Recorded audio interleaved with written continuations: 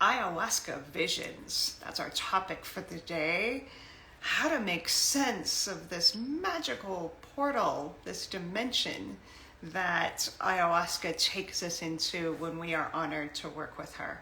I've broken down categories of ayahuasca visions into 5 different topics I'm going to cover today.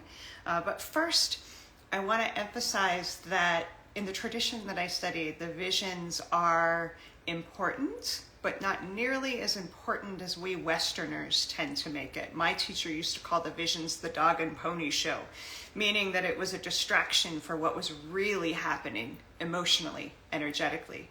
But we love the visions, most of us. Sometimes we're afraid of them and resist them, but a lot of us really adore the opportunity to have the third eye open and to get to experience things eyes open or closed that are utterly magical. That's what we're going to talk about today. In the tradition that I studied, we call the visions the mariación. Like when that opening happens with ayahuasca and that portal comes in, the mariación is when the visions start to come. And it's part of the teachings and what we work with. And I'm going to break that down today. But first, I want to emphasize that ayahuasca is very funny about the visions because not everybody has them every time, right? But you want to know how to guarantee you probably won't have visions is to be attached to the idea to have them to begin with. So this happens all the time in the ceremonies that I'm a part of, is that people come and they really, really want to have the opportunity to see things. And that's kind of the impetus for them coming sometimes, is I want the visions. And this is true of psychonauts in particular. And ayahuasca, if you're attached to something, she pulls back. She's like, no, it's a honor and a privilege to have any of these experiences. And she teaches us about attachment in part with the visions, because if we're resisting them, we're probably going to get more. If we're chasing them, we're probably going to get less, because that is not an expression of trust, attachment, or resistance. So that's in part why not everybody gets visions. But also, I want to emphasize that not everyone has a superpower of clairvoyance. You may know that there are many different clairs. Clairvoyance is, of course, being able to see beyond the veil. But then there's clairaudience, to be able to hear. There's clairsentience, that feeling, the psychic energy of feeling. There's clairgustance, clairalience, which is tasting and smelling. Like, there's a lot of ways that we communicate with spirit that has nothing to do with seeing. And ayahuasca emphasizes those and invites us to connect with those superpowers too. It's not just about, the experience of working with her is not even close to just about the visions themselves. But they're pretty magical. They're also pretty mysterious. And so let's go deeper into what they might mean. First of all, they're not hallucinations. Please don't call them that, because hallucinations indicates that they are imaginary. They're not happening. And the reason why I know that they are happening is that there is an absolute energetic and emotional response when visions with ayahuasca occur. This is not like watching television or imagining something that isn't there. There is an actual physical, emotional, full body response when these visions occur. They are not hallucinations. So let's just anchor that in. They're experiences. I met Jesus at a ceremony once. I know I met him. He was there. We were conversing. I felt it. Can I convince anybody who's a skeptic? No. Do I care? I know the experiences I'm having with her feel real, and I trust that. One of the things that ayahuasca has helped me to do is define reality as the experience that I'm having. Makes it really simple. So that's how I break it down when people are like, are the visions real? I'm like, well, did you experience them? Yes. Now, are they literal? Probably not. We're going to talk about that in a second. But first of all, the first category of types of visions, they're not talked about very often, so I want to lead with that. Sometimes the visions are essentially mental clutter. They are a purge of all the consumption of information that we do on a visual level. Most of us are tethered to our phones and technology, and we're processing things all day, every day. And so quite often the medicine starts there with a mental purge. So if you're in the portal of ayahuasca and the visions are coming fast and furiously and none of them really make sense and they feel digital, that happens a lot, really, mechanical, non-organic, that's quite often a purge of all of the visual distractions that we've been consuming. Clutter. She's clearing out the mess, and it feels good. It doesn't make much sense, but in the end, it can create this clearer sense of like having more space in our minds to work with. So that's the first category of visions, is mental purging. The second category is what I'll call the universal symbols in ayahuasca. A lot of us see some very similar things. We see eyeballs, we see jaguars and snakes, two of her main totems. We see people, beings looking at us. We see sacred geometry. All of these are very typical in an ayahuasca ceremony because they represent in part her language, the portal that she is from. And by the way, I don't pretend to know that these things are factual, but I feel like the common view of eyeballs and of other beings are the beings in her portal that are there to support the process. They're also, when the third eye opens, we become really aware that there are consciousnesses everywhere, observing us, doing their own thing. But it's very common for us to become aware of the presence of spirit in a visual way when we work with ayahuasca, because she pierces the veil. She just pops it right open, and we suddenly become aware that we are not alone. And so a lot of that has to do with the universal sort of energies of spirit, but there's a very, very particular signature with ayahuasca that is different than what I see on mushrooms or other plant medicines. She has her own vibration. If you want to see an example of like an artist that does an amazing job of painting these sort of universal symbols, Pablo Emaringo is one of the most famous ones. He has the ability to capture what happens in those spaces, specifically to the language of Aya. The beings, the animal totems, the colors, the sacred geometry. Of course, we all know Alex Gray, who is one of the best artists in the world around that whole DMT sacred geometry, like vision that happens. So those are artists that have the talent to sort of capture what happens in this space. But there's a lot of universal symbols. I mean, in part because jaguar, snake energy, these are core totems in the jungle and core totems that she works with. So we see a lot of snakes coming through because ayahuasca herself is like a snake. So it's neat when there are shared visions. When a lot of us see the same things, it's very validating that it's not a hallucination, it's an experience. So that's category number 2. We could talk for days about all of these, but I'm just giving the surface level. Category number 3 are what I'll call teaching visions. They're visions that are more personal, although they can be shared and universal, that where the medicine is showing us how to work with consciousness, how to work with fear, how to work with her, all the different ways that she can teach us to heal ourselves. I think one of the first teaching visions I ever had was around migraine headaches. And she was showing me specifically why I had migraines, all this trapped energy and this lack of protection of my big open mind back then. All this energy had basically encrusted into this black blob. And she taught me how to access it and purge it. That's a teaching vision. It's also really magical because I haven't had a headache since. Thank you. So, or not a migraine since, minor headaches here and there, but I had horrible migraine headaches and they're gone.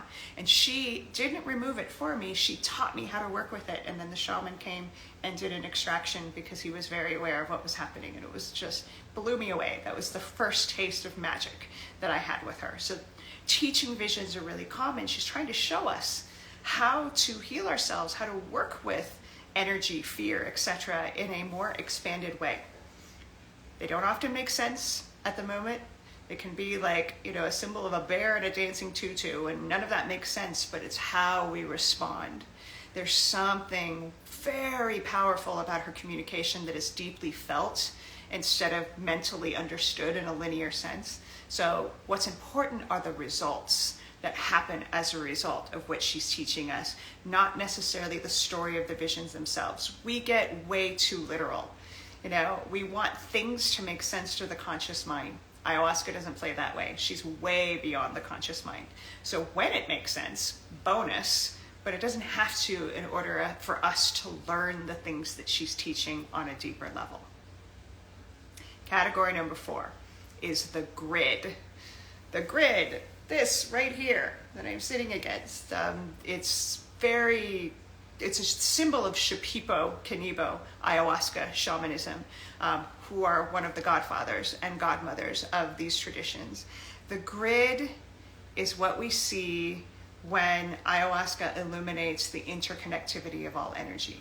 Not everybody sees the grid, and certainly not every time. It took me quite a while to get to the point where the grid was illuminated on a regular basis. I had to decalcify this thing like crazy, which most of us do. That's okay.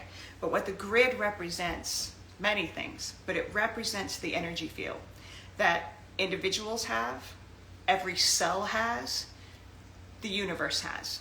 So you can work with the grid on the macro or the micro.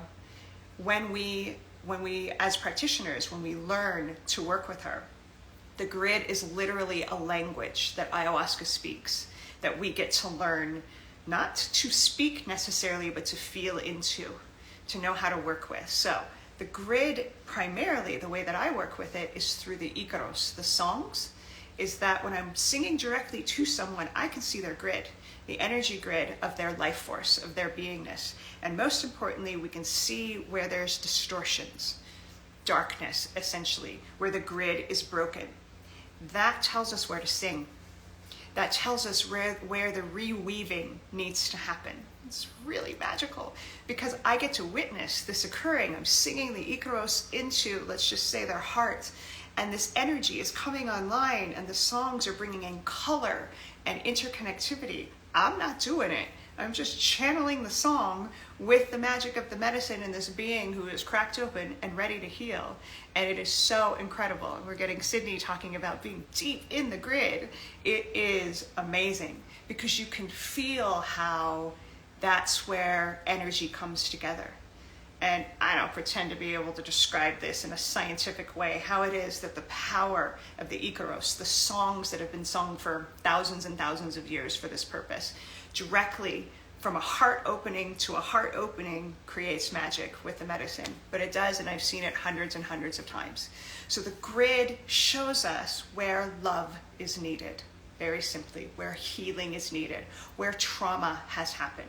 Now, I don't just work with the grid with individuals, I work with it in spaces too. Sometimes I become really aware, like it happens a lot with doors and windows, that portals in a space are disjointed. And so we can go and we can sing, use our tools to that energy and create more of a sense of a held container, a safe container. So the grid just shows us where things are broken, usually from trauma, darkness, intensity, whatever. And it doesn't even matter, to me anyway, what the story is around why the grid in someone or a space, something is disjointed. It just matters that I have the capacity with the medicine and the songs to help bring light and love to it again. We sing to ourselves too. I can see my own grid. Sometimes I'm like, okay, time to sing, time to reweave that. And it's really magical. So the grid is the language of Aya, but we see the grid with mushrooms. We see the grid all over the place if we have a decalcified third eye. It's just showing us the energy field. Let's see, talk about the old ways before white people started paying to drink themselves. Yes, thank you. That's a great question. That's a complicated question. I'll probably have to do that in a future IG. But the grid is the language of the medicines, because it's showing us the interconnectivity of all things and where there has been trauma and pain. The grid is also what we use to represent physically the songs themselves, the Icaros. We use the grid to show the interweaving of the songs. A really good curandera, when they are trained to sing the Icaros, They can do I'm trying to remember what it's called. It's basically singing on the out and in. Like there's an interconnectivity of wanting to try to not even have the songs themselves break. And I found the better I can do that with these songs is just sing and sing and sing and keep the interconnectivity, the better it is I am at being a weaver of those energies. Flores was asking how to decalcify the third eye.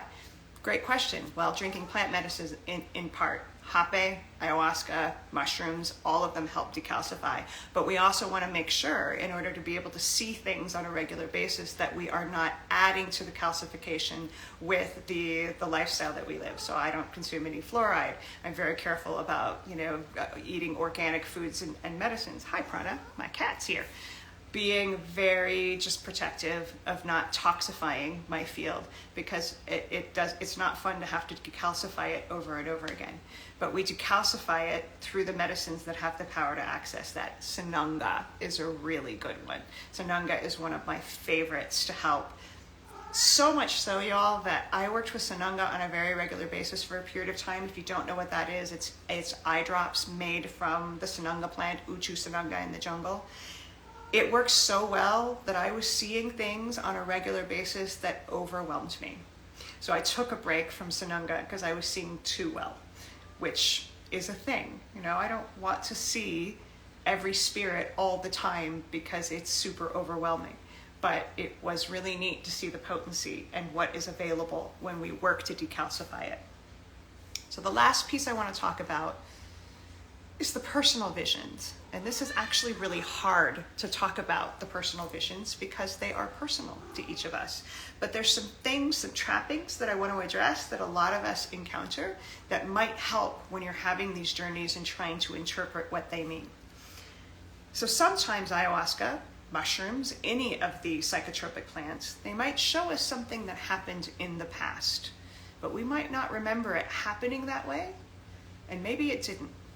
Because the medicines, in my experience, they don't care about what I'll call head facts, the details, the exact logistics. They care about heart facts, which is more about how something feels than how something occurred. So let me give you an example. I may have a vision with Aya of sexual trauma that I know didn't happen the way she's showing it to me. So why would she lie to me? She's not lying in a heart way. What she'll show is the amplification of an experience that matches how I feel. So if she shows me, let's say, a really dramatic vision of abuse, and I know it didn't happen that way, what she's trying to show me is that it feels as if it did. We get hung up on the details of it didn't happen that way. Yeah, but how does it feel? And I asked her once, why do you do this in such a incongruent way? Like, why would you show me something that didn't happen? And she told me, because if I showed you what really happened, you wouldn't believe how much trauma that you carry around it. And this is true for a lot of people. When we're little beings, tiny little babies and toddlers, we're so sensitive that things can traumatize us in a way that doesn't make sense to our linear minds. And so she'll show us something that happened to match the energy that we carry in order for us to be accountable with how hurt and traumatized and wounded we might feel. Because she cares about the present moment, always. And if there's a past event that matters about our present moment, she'll show it in a way where we get the message. It could have been we watched a television show with a sexual trauma and we internalized that. It could have been we heard a story and we internalize that. She'll show it as if it happened to us so that we own that we're hurting, because she wants us to heal. She doesn't care about the story. We do. We get hung up on that.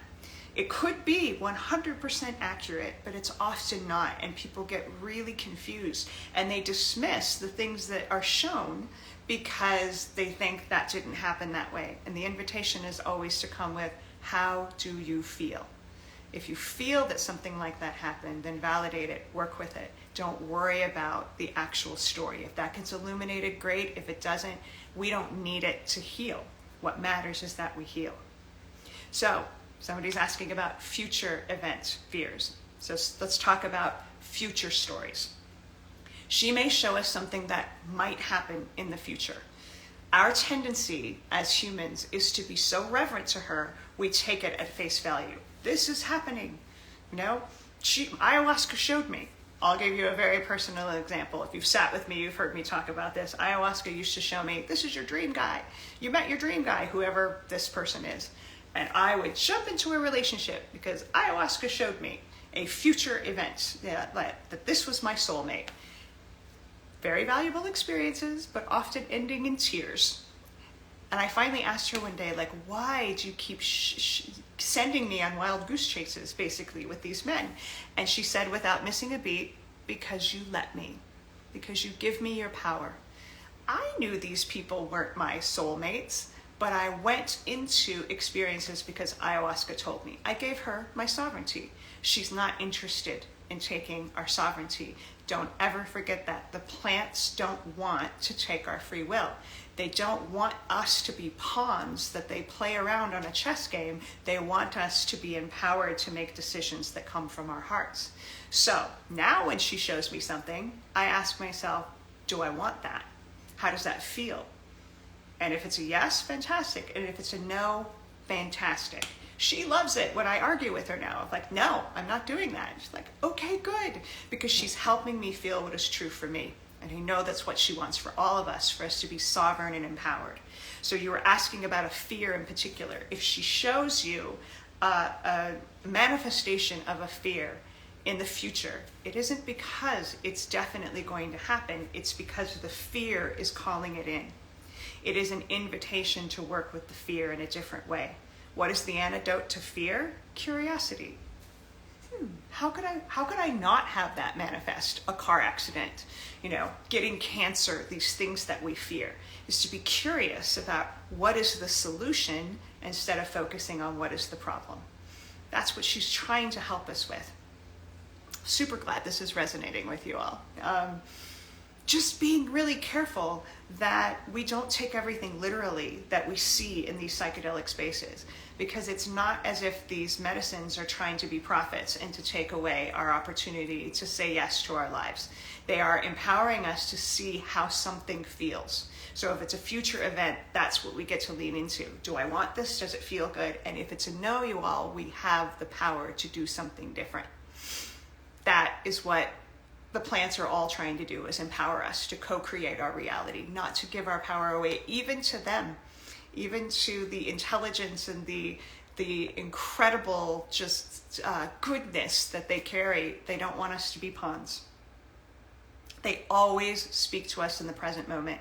So even if they're showing something about the past or the future, it's about what we're experiencing right now and how we can navigate that differently if we want to. So that's my breakdown. Again, I could talk forever about this topic because it's so rich in how the visuals communicate to us. But I hope this was valuable. Thank you very much for listening. Next week, I'm going to talk about some guardian angels in the plant medicine space that are the reason why probably I'm not in jail right now. We're going to talk about the Ayahuasca Defense Fund next week. So I'll see you there. Everybody be safe out there. Much love.